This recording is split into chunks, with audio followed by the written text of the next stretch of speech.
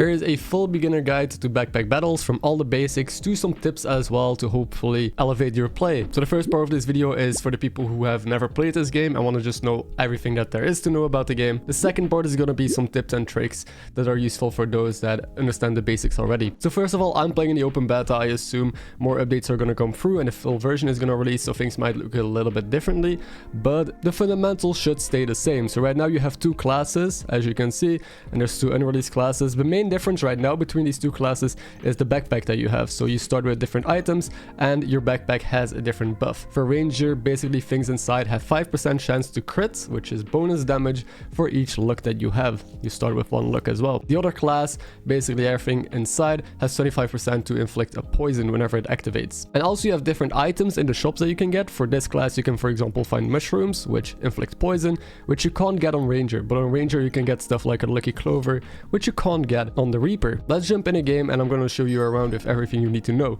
So on the left here you will see some really important stats. You start with 10 gold and every round you get more. So next round we get 8 gold. We also start with 25 health. Next round we will have 35 health, just like your opponents will. And stamina is basically a resource that your weapons use most of the time. There's weapons that use 0 stamina, but as you can see, hovering over something will reveal all of the stats. At first this game is a lot of reading, a lot of learning, so don't be scared if you're playing a couple of runs and you're still trying to hover over everything and it takes you hours to get through something.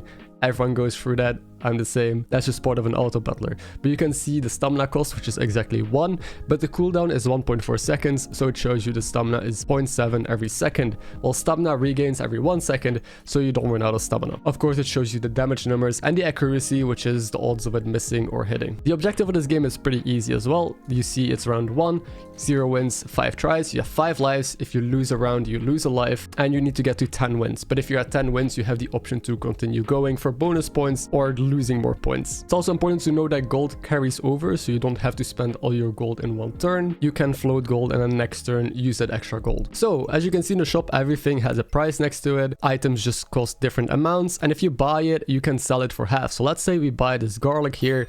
Here's a chest that we can sell it. It sells for half, which is 1 gold. So that's a general rule, and it is rounded up. So if something costs 7 gold, it would sell for 4. As you can see, there's also sale items from time to time, which is basically half price. You always want to buy these because you can just sell them for the same price. So sale items are essentially free since they sell for the same that you buy them as. Now, food items are an easy way to illustrate the star bonus. As you can see, there's like stars around the food. It will tell you what it does, but if a different food item like this garlic is in one of those slots, you can see that the star activates. Same with the garlic, and for food that means that it triggers 10% faster. That's the food bonus.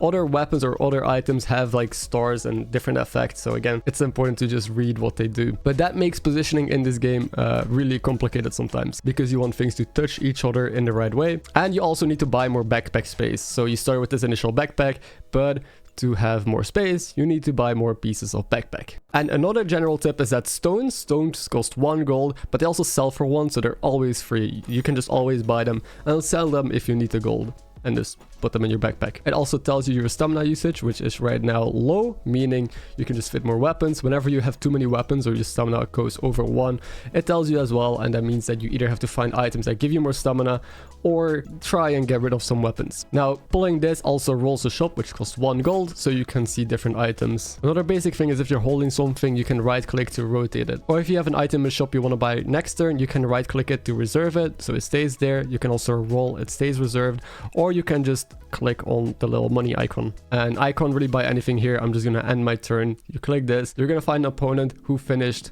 the same turn as you and who is at a similar level if you're playing ranked.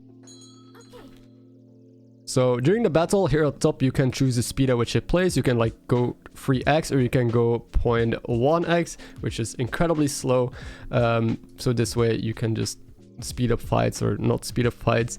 As you can see, there's a bunch of buffs and debuffs at the bottom that can be applied. I'll go over most of them in a second, but it shows you your health, it shows the stamina usage of your opponents, shows the names obviously, and then you just go through the fight. You see things activating. At first it's just going to be a mess, you will have no idea what's going on, but again, the more you play, the more you get used to what each item does, and the more you'll kind of be able to judge with what's going on and see what's happening. You can also see fatigue triggering. Basically, if a fight goes too long, you go in fatigue, which means damage starts stacking up, because otherwise the fight maybe could go on forever. So this is just to make sure that someone will die by the end. You can see we take 4 damage, 5 damage, 6 damage.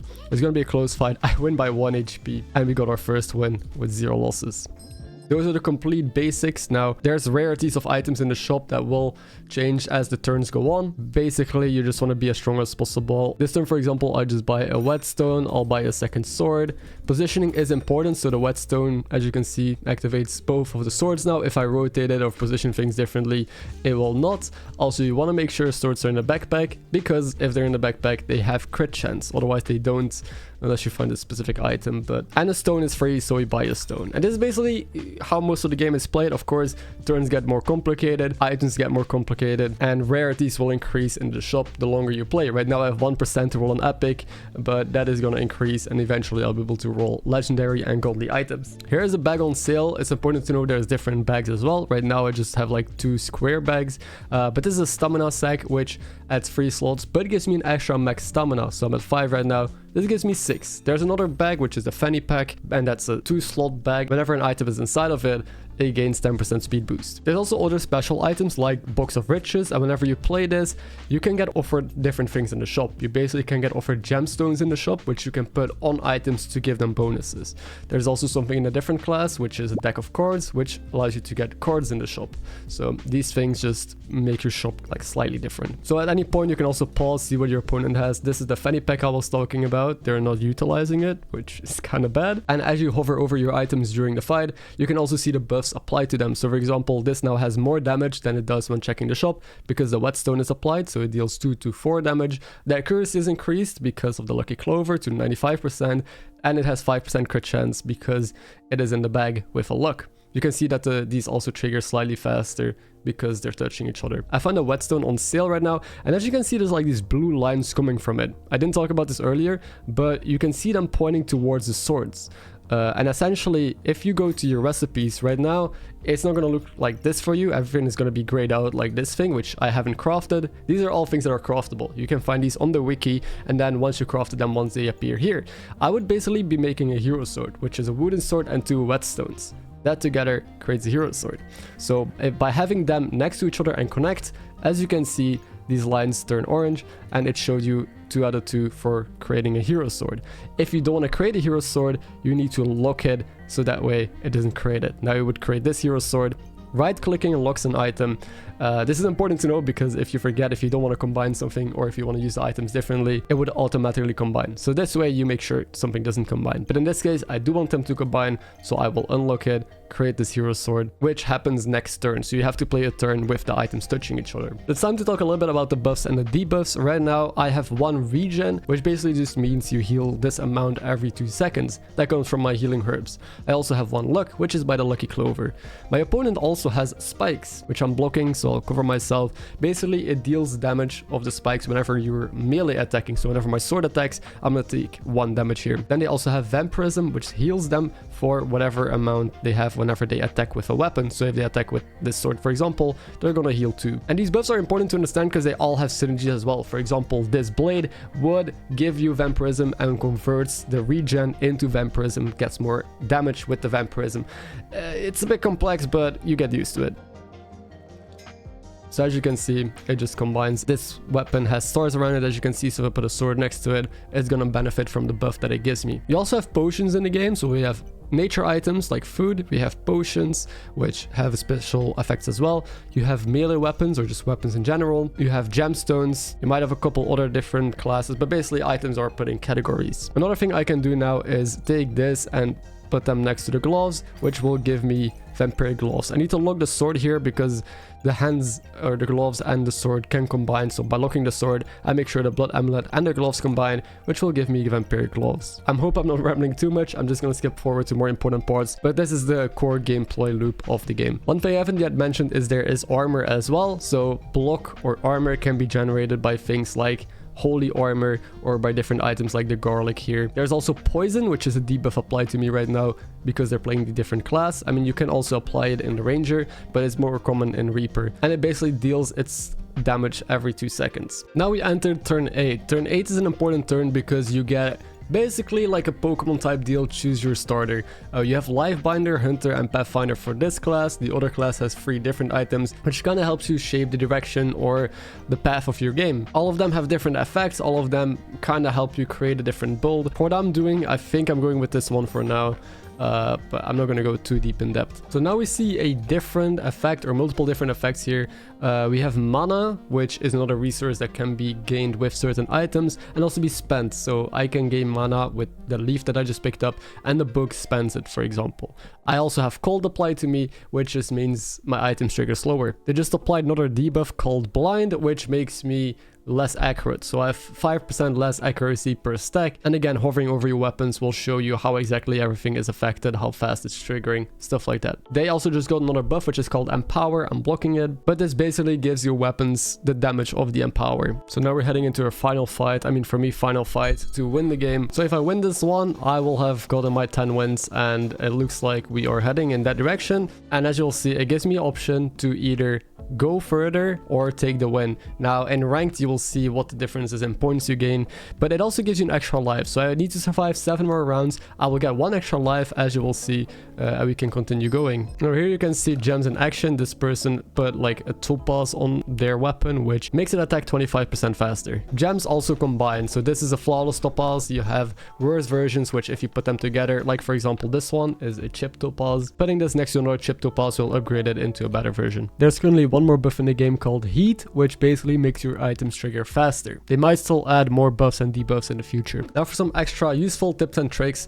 First one is that you basically always want to buy sale items. There's no downside. You can just buy them, roll, and sell them later, just in case you find something to combine them with, or you want to change your comp, or just in case, well, you have nothing better to end on, you can just slot it in, sell it next turn. Another incredibly important tip with money is it's always better to save your money for next turn in the early game compared to rolling. The reason why is because your shop chances increase. So at the start you have like no chance for epics, legendaries, and godlies, but the next couple turns those chances increase. So it's way better to roll and find items in the next couple turns instead of the turn you're currently at, because you have higher chances of finding better things. Also, rolling is you're just wasting money a lot of the time, unless of course you want specific cards from lower tiers. So I know there was a meta where you had to find a lot of whetstones, which are common cards, so people rolled down a lot on early turns because the chances are higher of finding those things. I will note that it's also still useful to roll if you have more things you can sell, if you have money banked for example, and you're looking for more items to be stronger for the turn. And also just floating all of your gold every turn is not good, because you will lose a lot of lives early, and health is really important. Some other useful things is, instead of buying something, you can hold control and then click it, and it will fly into your little bin here. Similarly, instead of taking something out like so, you can just hold control, click, and it flies out. If you want everything to be removed from your backpack, all you have to do is pull this little arrow. I'm gonna do it. It hurts because I have to reorder everything, but just so you see how it works. Now I have to redo all of this shit. Okay, it's all back. Another shortcut that is helpful to know is using the arrow keys on your keyboard, up, down, left, and right. You can move your entire backpack in case you need to fit a bag somewhere. That's how it's done. When playing backpack battles, the best thing you can do starting off is learning other builds. So there's a lot of like set builds like Bloodthorn, there's spikes, there is crossblades, there are certain ways to play poison. So knowing the good combinations and like what those builds look like is important. You can hard force them. I would not recommend that. It's better to be flexible, and whenever you find shit in the shop there, you kind of know, okay, I could maybe go for this build or somewhat like this build, and then fill in the gaps. The best way to learn these builds is watching streamers, of course, or videos, or read about them. I post a lot of videos about new compositions, so you know, feel free to subscribe if this video is helpful and you want to watch more content and learn about the game. But that's how I personally found the best success. Just know about stuff and then see what you get offered in your games and what you can make work. And if you really want to get better at the game, what I like to do and what a lot of other good players often do is, once they go in a battle and they face something they don't know, or they want to see how things go, what they need to change,